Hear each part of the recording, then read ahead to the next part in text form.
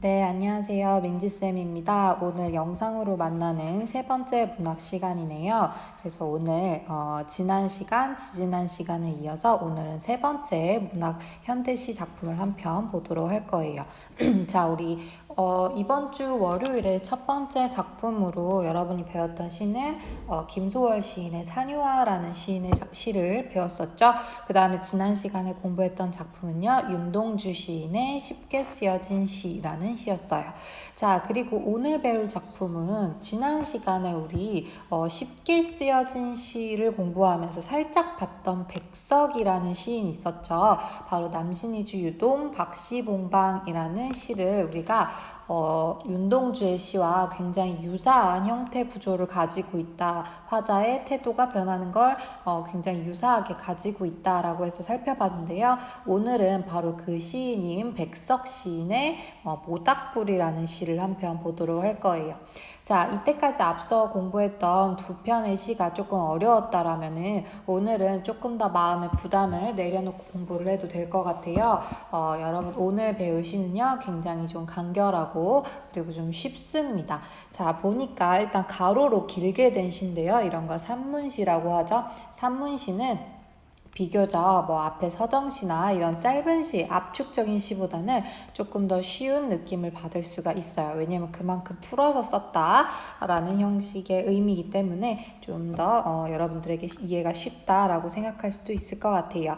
자, 앞에 사설이 좀 길었네요. 오늘 여러분 교과서 152페이지에 백석의 시 모닥불을 한 편 보도록 하겠습니다. 일단 오늘 시 먼저 한번 다시 낭독을 해보도록 할게요. 자, 조금 화면을 키워서 자, 백석의 시 모닥불 새끼오리도 헌신짝도 소똥도 갓신창도 개니빠디도 너울쪽도 집건불도 가랑잎도 머리카락도 헝겊조각도 막대꼬치도 기왓장도 닭의짓도 개터럭도 타는 모닥불 제당도 초시도 문장 늙은이도 더부살이 아이도 새사위도 갓사둔도 나그네도 주인도 할아버지도 손자도 붓장사도 땜쟁이도 큰 개도 강아지도 모두 모닥불을 쪼인다. 모닥불은 어려서 우리 할아버지가 어미 아비 없는 서러운 아이로 불쌍하니도 몽둥바리가 된 슬픈 역사가 있다. 이렇게 사면으로 된 시였어요. 자, 얘들아, 굉장히 독특한 느낌을 주는 시죠. 일단 첫 번째, 여러분 생각을 쌤이 한번 추측해보면 무슨 말이지? 이런 생각을 하게 됐을 거예요. 왜냐하면 조금 사투리가 많이 쓰인 백석의 시의 특징인데 사투리로 된 어휘들이 좀 많이 있어서 무슨 의미인지 잘 모를 수도 있을 것 같아요. 쌤도 잘 모르는 단어들이 좀 많거든요. 자, 그 다음에 두 번째로 여러분이 생각하는 거는 사면으로 굉장히 짧은데 뭔가 계속 비슷한 패턴으로 반복된다. 뭐뭐도 계속 이 말만 하는 것 같은데 라는 느낌을 아마 받았을 거예요. 자, 그게 오늘 공부할 내용과 좀 중요하게 연관되어 있는 부분이니까 이런 걸 한번 염두에 두고 한번 작품을 보도록 할게요. 자, 오늘은 바로 내용 구조도로 먼저 한번 정리를 해보도록 합시다. 오늘 시는 좀 쉽고 명확함이 있기 때문에 여러분들이 내용 구조도를 그릴 때도 그게 어렵지 않을 거예요. 자, 우선 바탕을 한번 만들어 볼게요. 자, 그동안 여러분들 시를 보면서 한번 머릿속으로 무엇인지 떠올려서 답을 한번 생각해 보세요.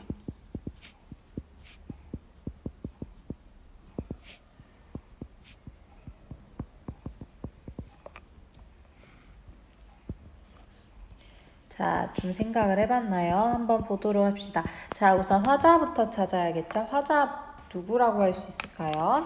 그렇지. 지난 시간에 얘기했듯이 화자가 딱 눈에 띄지 않을 때는 나라고 생각하면 된다고 했었죠. 근데 또 굳이 안 보이는 건 아니야. 여기 보면 나라는 말은 없지만 나의 복수형인 우리라는 말이 있긴 하죠. 자, 그래서 화자는 우리가 나라고 할 수도 있고요. 조금 복수형으로 우리까지도 볼 수 있겠네요. 자, 그 다음에 대상은 선생님 너무 많은데요. 나온 대상이 되게 많아요. 자, 근데 얘들아, 그 되게 많은 거 중에서 쌤이 그 시적 대상을 찾기 어려울 땐 좀 제목을 힌트로 삼으면서 답을 찾으라고 했었죠.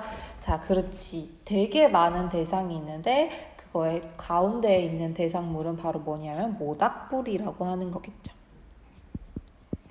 자, 여러분 모닥불 본 적 있나요? 뭐 캠프파이어 같은 거나 아니면 뭐 가족끼리 캠핑을 가거나 하면 가끔 이런 걸 하기도 하는데 여기 그림에 보면은 여기 왼쪽 밑에 나와 있는 모닥불이 있죠.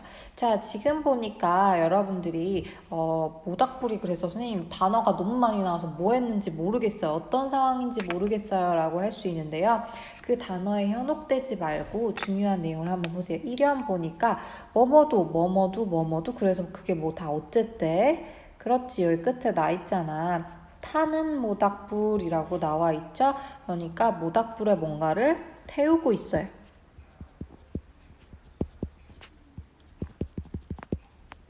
자, 그 다음에 또 이연을 보면은 누구도 뭐한데 모두 모닥불을 쪼이고 있다라고 하고 있죠. 그래서 모닥불을 쪼이고 있다, 쬐고 있음 이렇게 할 수 있겠죠. 자, 그래서 지금 나 혹은 우리가 모닥불을 뭔가를 넣고 태우면서 뭘 쬐고 있구나, 모닥불을 쬐고 있구나 라는 걸 우리가 알 수 있어요. 자, 그럼 여기에서 느껴지는 정서라는 건 시어나 아니면 분위기를 보고 좀 추측하라고 했었죠. 1연, 2연에서는 우리가 아직 정확하게 모르겠는데 3연에 보면은 좀 몇 가지 힌트가 나오죠. 자, 보면 뭐라고 돼 있냐면은 서러운 아이로 라고 하고 불쌍하니도 그리고 또 뭐 슬픈 이런 표현들이 나오죠. 그래서 우리가 여기에서 뭔가 서러운 정서, 그 다음 뭔가 슬픈 정서, 불쌍함 이런 것들을 느낄 수 있구나 라는 거 알 수 있겠죠. 자, 그 다음에 보니까 이 사람 어떤 태도를 취하고 있어? 선생님, 여기 모닥불을 태우고 있어요. 그리고 쬐고 있어요. 이게 태도이기도 해요. 자, 그렇지. 그러면은 우리 실제로 쬐고 있고 이런 모습을 이야기하고 있고 보고 있으니까 일단 우리가 어떤 이런 모닥불을 쬐고 있는 상황을 화자는 묘사하고 있구나 라고 할 수도 있겠죠. 자, 그 다음에 3연도 한번 보세요. 3연도 보면은 모닥불은이라고 하면서 이 사람 어려서 우리 할아버지가 어미아비 없는 서러운 아이로 불쌍하니도 몽둥바리게 된 슬픈 역사가 있다라고 하니까 뭔가 옛날 얘기를 하고 있지. 그러면서 회상하고 있다라는 태도도 좀 찾을 수가 있겠네요. 자, 여기까지가 정리가 됐죠. 자, 뭐야? 지금 이 사람 우리는 모닥불을 태우면서 쬐고 있는데 그 쬐고 있는 이 상황에서 어떤 서러움, 슬픔, 불쌍함 이런 것들을 느끼고 있대요. 그래서 이런 우리가 모닥불을 쬐고 있는 모습을 묘사하면서 그리고 그 슬픈 역사를 회상하고 있구나라는 걸 알 수 있죠. 자, 그러면 여기에서 이제 주제는 무엇일까라는 걸 찾을 건데 자, 여러분들이 여기 모닥불을 안에 뭔가 채우고 있는 사실 대상이 있어요. 여기에다가 뭘 태우고 있고 뭘 누가 쬐고 있지 요거의 의미를 여러분들이 알아야지만 조금 더 모닥불의 상징적 의미를 알 수 있긴 해요. 자, 그리고는 이런 회상의 의미도 무엇인지를 알 수 있는데요. 미리 스포를 조금 하자면은 자, 우리 여기 한번 보도록 합시다. 자, 여기 보면은 새끼오리도 헌신짝도 소똥도 갓신창도 개니빠니도 너울쪽도 자, 모르는 단어가 있을 때도 왼쪽에 한번 보세요. 새끼오리도 우리가 알고 있는 그 오리가 아니야. 새끼줄 바로 평안도 방언을 뜻하는 거래요. 새끼줄을 평안도 지역에서 이렇게 부른대. 그 다음에 헌신짝도 소똥도 갓신창도 가죽신의 밑창을 뜻한대요. 개니빠니도 이것도 개 이빨을 뜻한대요. 너울쪽도 이건 널빤지, 직건불은 지푸라기라는 거예요. 가랑잎, 그리고 머리카락, 헝겊조각, 막대꼬치, 기와장, 다개짓이라는 건 닭의 깃털, 그 다음에 개털럭, 이것도 개털이겠죠? 자, 얘들아, 이거 쭉 대상들을 보니까 뭐야? 얘네의 공통점이 어떤 건 것 같아요? 잘 모르겠나요? 혹시 눈치를 못 챘나요? 어떻게 따지면은 공통점이 없다라는 게 공통점일 수도 있는데요. 그러니까 굉장히 보잘것없는 것들이라는 공통점이 있죠.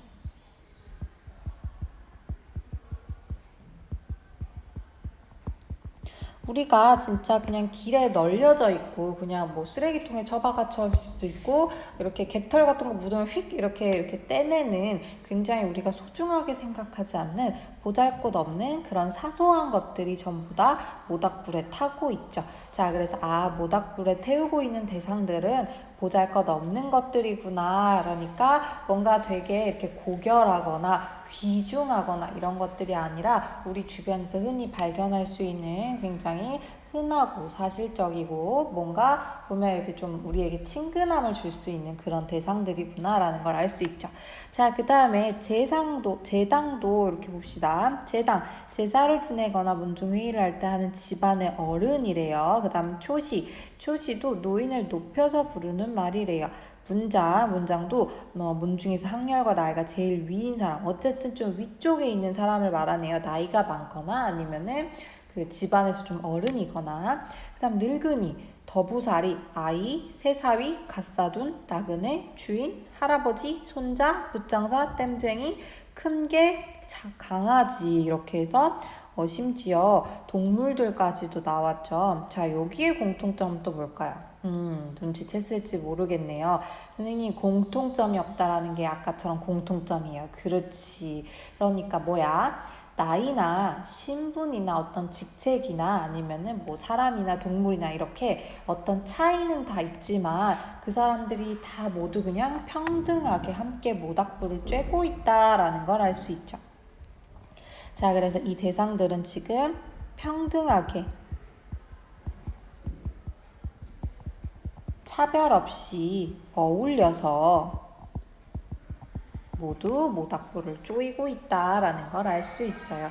자, 그래서 지금 여기 그림에 보면은 밑에 우리의 주변에서 볼 수 있는 보잘것없는 그런 사소한 것들을 쭉 태우면서 굉장히 소박하고 소탈하죠. 평등하게 이 사람 저 사람 이렇게 아무나 어울려서 동물도 있고요. 멍멍이도 있네요. 큰 개도 있네. 이렇게 어울려서 모두 모닥불을 쪼이고 있대요. 그러면서 이제 회상을 하는 거지. 모닥불은 어려서 우리 할아버지가 어미아비 없는 서러운 아이로, 자, 우리 할아버지를 떠올려 보니까 어미아비 없는 서러운 삶을 살았대요. 그리고는 몽둥바리가 된 슬픈 역사가 있다. 우리 몽둥바리의 의미는 이따 뒤에서 볼 건데요. 좀 두 가지의 의미로 생각을 해볼 수가 있긴 해요. 미리 한번 볼까요? 자, 여기 보면은 몽둥바리의 두 가지 해석이 있는데요. 자, 첫 번째는 딸려 붙어 있던 것이 다 떨어지고 몸뚱이만 남아있는 물건이래요. 그러면 우리 할아버지가 몽둥바리가 됐다라고 했잖아. 그러니까 가족들이나 이런 것들이 다 떨어지고 할아버지가 고아가 된 이런 슬픈 삶을 살았다라는 걸 비유적으로 표현한 거 아닐까라는 해석이 이렇게 있고요. 또 두 번째로는 손가락이 없거나 오그라져서 펴지 못한, 우리 손가락이 보통 없거나 오그라진 경우는 뭔가 뜨거운데 화상을 입었을 때 이렇게 살이 오그라들죠. 그래서 그런 손을 가진 사람을 낮잡아 이르는 말을 몽둥발이라고 한대요. 그래서 할아버지가 모닥불에 화상을 입은 걸 표현한 걸 아닐까라는 해석도 있대요. 자, 이렇게든 저렇게든 어쨌든 두 가지 경우 모두 할아버지는 굉장히 불행한 과거를 살았다라는 삶을 우리가 추측해 볼 수 있죠. 굉장히 행복하고 그리고 평안하고 부유하게 산 게 아니라 힘들고 고달프고 서럽게 살아왔구나. 그래서 슬픈 역사라고 표현을 했구나 라는 걸 우리가 알 수 있죠. 자, 이거는 근데 나의 할아버지 아니면은 옆집 순이네 할아버지만이라고 표현한 게 아니라 우리 할아버지라고 했다는 점을 이야기할 때 이거는 나뿐만 아니라, 그러니까 개인의 문제가 아니라 우리 공동체, 그러니까 우리 민족이 다 이렇게 슬픈 역사를 가졌다라는 거를 암시하고 있는 표현이라고도 생각할 수 있어요. 왜? 특히 이 작품은 일제강점기에 창작되었다라는 특징이 있거든요. 자, 무슨 말인지 알겠죠? 자, 그러면은 앞으로 다시 돌아와 봅시다. 자, 우리 시의 구성을 한번 정리를 해볼게요. 왜 맨날 이렇게 내 패드에 옮겨오면 이렇게 첫 줄만 잘려 있는지 모르겠네요. 자, 우리 이 시는 아까 봤듯이 뭐뭐도 그러니까 보잘것없는 것들이 타는 모닥불에 대해서 이련해 나왔죠. 자, 그 다음에 2연에서는 평등하게 얘도 나이 많아도 그리고 적어도 애도 아니면은 뭐 붓장사도 땜쟁이도 멍멍이도 큰 개도 뭐 이러면서 평등하게 모닥불을 쬐고 있는 사람들과 동물들에 대해서 묘사하고 있죠. 1, 2연은 그러니까 묘사를 하고 있네요. 자, 그 다음에 3연에선 회상을 하고 있는데 바로 모닥불에 얽힌 할아버지의 슬픈 역사에 대해서 이야기를 하고 있다라고 했었죠. 자, 이렇게 우리가 시의 1, 2, 3연과 시의 내용을 통해서 봤을 때 주제는 바로 무엇이냐라고 좀 정리를 해본다면은 결국에는 우리 민족이 이렇게 보잘것없이 힘들게 그리고 소박하게 이렇게 살아오면서 평등하게 어울려서 그래도 지내왔다. 하지만 이런 슬픈 역사를 가지고 있기도 하다라고 해서 결국의 주제는 우리 민족의 슬픈 역사에 대해서 역사와 삶에 대해서 어떤 묘사와 회상을 하고 있는 그런 시라는 걸 알 수 있어요. 자, 알고 보니까 이 내용은 굉장히 좀 쉬운 내용 구조를 가지고 있죠. 자, 1연은 보잘것없는 것들, 2연은 평등하게 어울려 산 사람들, 그러면서 우리 모두 그래 힘들었다, 고생했다, 슬픈 역사를 가지고 있지 우리는 참 이런 것들을 가지고 있는 내용이다 라고 하면 될 것 같아요. 자, 그래서 우리가 내용 구조도를 정리를 해보면서 시의 전체 구성을 한번 봤고요. 그 다음에 몽둥발이라는 것이 무슨 의미인지까지 한번 살펴봤었죠. 자, 그러면은 우리가 여기에서 시의 내용뿐만 아니라 항상 형식적인 특징도 살펴봐야 된다라고 했었는데요. 자, 여기에서 보면은 대표적으로 아까 내가 처음에 얘기했던 두 가지 특징이 눈에 띄게 보이죠. 자, 바로 뭐야? 첫 번째, 여러분들이 순간 헉 이렇게 하게 느꼈던 이유 뭐예요? 그렇지. 사투리, 그러니까 구체적으로 평안도 지역의 방언이 굉장히 많이 사용되고 있죠. 자, 평안도 지역의 방언, 뭐 예를 들면 이런 거 있죠. 새끼오리 이런 것, 그리고 뭐 개니빠니 이런 거 전부 다 평안도 방언이에요. 조금 다르게 표현해 볼까요? 자, 이렇게 평안도 방언 요것뿐만 아니라 이런 예시들이 있는데 평안도 방언을 사용하면 도대체 어떤 효과가 있느냐. 얘들아, 굉장히 뭔가 소탈하고 시골틱한 느낌을 주죠.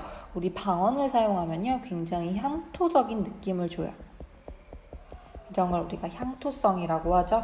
그리고는 뭔가 아름답고 곱고 멋진 이야기가 아니라 우리 주변에 진짜 일어날 수 있을 것 같은 그냥 진짜 사실적인 느낌을 굉장히 주죠.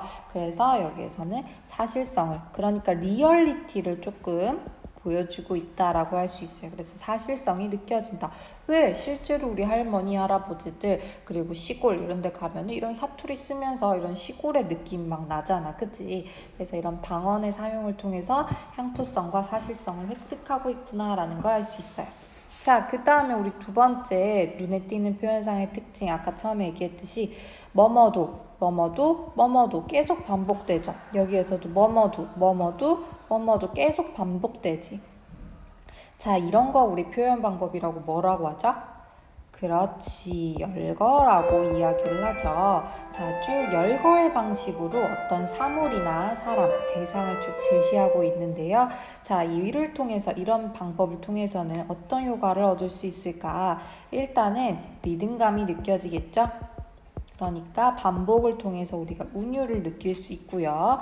두 번째로는 얘들아, A도, B도, 너도, 나도, 그리고 쟤도, 그리고 저기 저 사람도 이렇게 한다는 건 모두 동등한 위치에 있다라는 느낌을 주기도 하죠. 그러니까 내용적인 면에서 평등의 느낌을 주고 있어요.